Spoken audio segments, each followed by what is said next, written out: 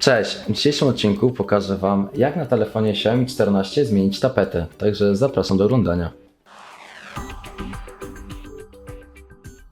Aby zmienić tapetę, musimy przejść do ustawień, następnie poszukać tapeta, kliknąć tapeta i teraz mamy tutaj tapety już wybrane przez Xiaomi, takie, które już zostały stworzone stokowe.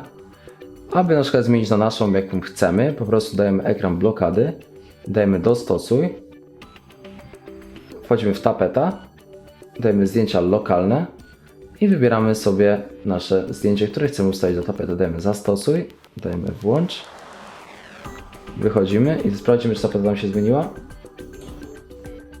Jak widzicie, nasza tapeta jest w tym momencie zmieniona. I takim prostym sposobem jesteście w stanie zmienić tapetę w Xiaomi 14. Także dziękuję za oglądanie, zapraszam do następnych poradników, cześć!